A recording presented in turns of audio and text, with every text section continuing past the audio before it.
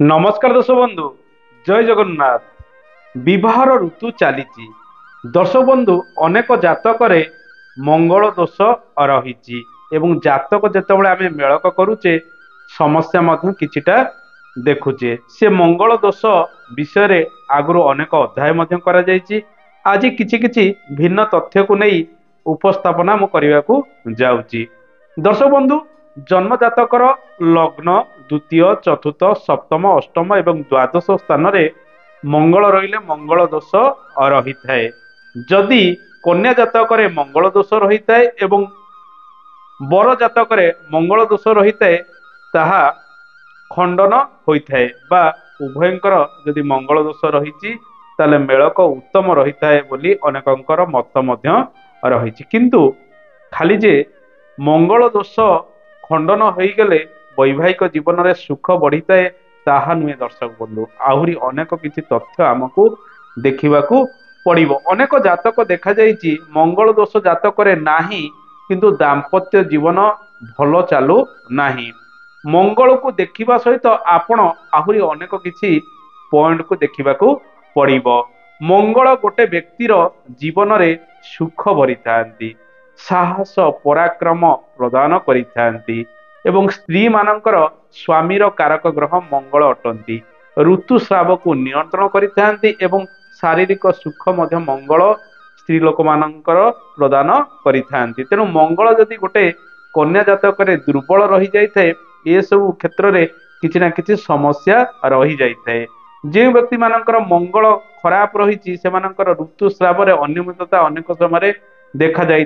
दर्शक बंधु स्त्री जातक मंगल पीड़ित हेले बहुत खराब एवं मंगल अधिक बलवान हेले मध्य खराब। अधिक बलवान जदि स्त्री जातक मंगल रही ताहले तार कोमलत्व ह्रास पाई थाए कारण मंगल एक उग्र स्वभाव ग्रह अटंती जेते बलवान हम सेते साहसी से हम सेते वीरत्वपूर्ण कार्य करिवो यह सहित किसी उग्र रूप मध्य आसीबार संभावना ए मंगल बढ़ाई थाए। सेतिपई साधारण भावे बलवान हवा आवश्यक। जदि स्त्री जातक मंगल बक्री अस्त एवं शत्रु गृह अवस्थान करी पीड़ित रही ताहले दाम्पत्य जीवन में यह प्रतिकूल प्रभाव गुड़िक पकाई थाए। विशेषकर मंगल जदि जन्म जातकर सप्तम अष्टम कौन स्त्री जातक रही यह दाम्पत्य जीवन में अधिक प्रतिकूल प्रभाव गुड़िक पकाई थाए। द्वादश मंगल द्वितीय मंगल जेतिकी क्षतिकारक नुहे अष्टम सप्तम मंगल अधिक क्षतिकारक अटंती। तेणु जितेबाला मेलक करा जाए से सब को अधिक गुरुत्वर भाव में देखा जाए थाए। जदि मंगल को कौन शुभ ग्रह बृहस्पति इत्यादि प्रभाव रही थाए ताहले मंगल दोष किछि परिमाण रे लाघव होता है। संपूर्ण रूपे कौन दोष खंडन हो न था किंतु तार प्रभाव कमी रही है। जदि सप्तम चंद्रमा रही ताहले विधवा दोष मध्य खंडन होता है लग्नर। दर्शक बंधु किछि किछि लग्न रही जो लग्न रे मंगल अत्यंत खराब फल गुड़िक प्रदान करती ना से लग्न गुड़िक जदि आम देखा सिंह लग्न कर्कट लग्न तुला लग्न धनु लग्न मकर लग्न एवं मीन लग्न ए लग्न रे मंगल अत्यंत खराब फल गुड़िक प्रदान करती ना जदि आपणकर मंगल दोष रही है। किंतु स्थिति को देखा पड़ो मंगल ग्रहटी केउ अवस्था रही मंगल क्या सहित जोग होती प्रत्येक जातक भिन्न भिन्न स्थिति रही है। मु आपन को जहाँ कहूँ यह साधारण फल गुड़िक कहूँ जितेबाला गोटे जातक ज्योतिष देखे से सबू विषय को पर्यालोचना करि थाए। दर्शक बंधु मंगल दोष रही समस्ते व्यस्ततार रुहंती किंतु ता पूर्व अनेक पूजा पाठ करने को पड़ी थाए। तेणु मंगल दोष जदि आपणकर रही ताहले आपण प्रति मंगलवार दिन व्रत उपवास इत्यादि रखिपारे।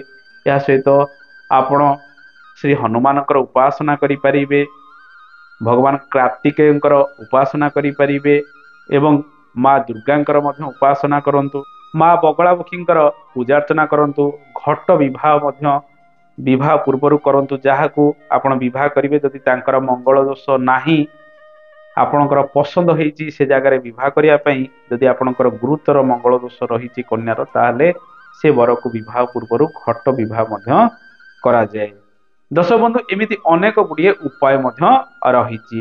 ତେଣୁ ମଙ୍ଗଳ ଦୋଷ ଯଦି ଜନ୍ମ ଜାତକରେ ରହିଥାଏ, ପ୍ରଥମ କଥା ହେଉଛି ଆମକୁ ଦେଖିବାକୁ ପଡ଼ିବ ମଙ୍ଗଳ କିପରି ସ୍ଥିତିରେ ରହିଛି। ସେ ଅସ୍ତ ହୋଇଛି ନା ବକ୍ରି ହୋଇଛି ନା ଶତ୍ରୁ ଗୃହରେ ରହିଛି ନା ପୀଡ଼ିତ ରହିଛି। ଯଦି ଏଗୁଡ଼ିକ ରହିଥିବ ତାହେଲେ ଅଶୁଭ ଫଳ ମଙ୍ଗଳ ପ୍ରଦାନ କରିବ, କାରଣ ମଙ୍ଗଳ ସ୍ୱାମୀର କାରକ ଗ୍ରହ ଅଟନ୍ତି। ମଙ୍ଗଳ ପୀଡ଼ିତ ହୋଇଗଲେ ସ୍ୱାମୀ ସୁଖ ହାନି ହୋଇଥାଏ। ଦର୍ଶକ ବନ୍ଧୁ, ମଙ୍ଗଳଙ୍କ ସହିତ ଜନ୍ମ ଜାତକର ସପ୍ତମ ଭାବ, ଅଷ୍ଟମ ଭାବ ଏବଂ ଶୁକ୍ରକୁ ଆପଣ ଦେଖନ୍ତୁ। ଯଦି ମଙ୍ଗଳଙ୍କ ସହିତ ଏ ତିନୋଟି ଜିନିଷ ଖରାପ ରହିଛି ଆପଣଙ୍କର ଜନ୍ମ ଜାତକରେ, ବିଶେଷ କରି କନ୍ୟା ଜାତକରେ, ଦାମ୍ପତ୍ୟ ଜୀବନରେ ସୁଖ ମିଳିବ ନାହିଁ।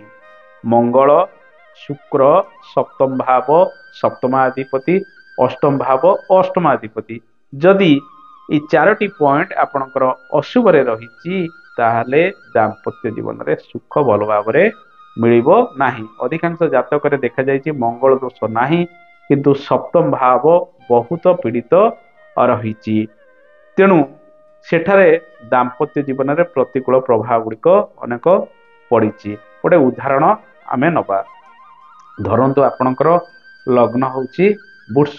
ବୃଷ ଲଗ୍ନର ଚତୁର୍ଥରେ ମଙ୍ଗଳ ଏବଂ ଶନି ଅବସ୍ଥାନ କରିଛନ୍ତି ଏବଂ ବୃହସ୍ପତିଙ୍କର ସପ୍ତମ ଦୃଷ୍ଟିରେ ଏ ଦୁଇଟି ଗ୍ରହ ରହିଛନ୍ତି। ବୃଷ ଲଗ୍ନ ପାଇଁ ନବମାଧିପତି ଏବଂ ଦଶମାଧିପତି ରୂପେ ଶନି ଯୋଗକାରକ ଗ୍ରହ ଅଟନ୍ତି।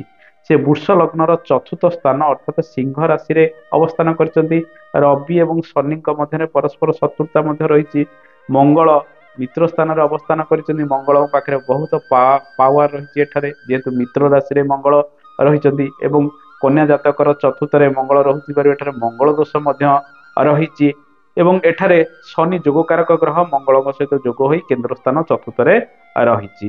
କିନ୍ତୁ ବୃହସ୍ପତି ପ୍ରାୟତଃ ଦଶମରେ ରହି ଏ ଦୁଇଟି ଗ୍ରହଙ୍କୁ ଦେଖୁଛନ୍ତି, ଯାହା ଫଳରେ ଏଠାରେ ମଙ୍ଗଳ ଦୋଷ ଥିଲେ ମଧ୍ୟ ମଙ୍ଗଳ ଦୋଷର ପରିମାଣ ବହୁତ କମି ଯାଇଛି। ଇଏ ଜଣଙ୍କର ଜାତକ, ସେ ସ୍ତ୍ରୀ ଲୋକଟି ବହୁ ବର୍ଷ ଧରି ତାଙ୍କର ଦାମ୍ପତ୍ୟ ଜୀବନ ମଧ୍ୟ ଅତିବାହିତ କରୁଛନ୍ତି। କିନ୍ତୁ ଏଠାରେ ଆପଣ ଯଦି ଦେଖିବେ, ଯେହେତୁ ମଙ୍ଗଳ ବଳବାନ ହୋଇ ରହିଛି, ପାରିବାରିକ ଅଶାନ୍ତି କିଛି ନା କିଛି ତାଙ୍କ ଦାମ୍ପତ୍ୟ ଜୀବନରେ ଲାଗି ରହିଥିଲେ ମଧ୍ୟ ଡିଭୋର୍ସ ହୋଇନାହିଁ କିମ୍ବା କେହି କାହାକୁ ଛାଡ଼ିକରି ଚାଲି ଯାଇ ନାହାନ୍ତି। ଦର୍ଶକ ବନ୍ଧୁ, ଏ ତ ଥିଲା ଏକ ଛୋଟିଆ କାର୍ଯ୍ୟକ୍ରମଟିଏ। ଆମେ ମଙ୍ଗଳ ଦୋଷ ବିଷୟରେ କିଛି ଆଲୋଚନା କଲେ। ଆଶା କରେ କାର୍ଯ୍ୟକ୍ରମଟି ଆପଣଙ୍କୁ ଭଲ ଲାଗିଥିବ। ପୁଣି ଆଗାମୀ ଅଧ୍ୟାୟରେ ଆପଣଙ୍କ ସହିତ ଦେଖା ହେବ। ରହୁଛି, ଜୟ ଜଗନ୍ନାଥ, ଧନ୍ୟବାଦ।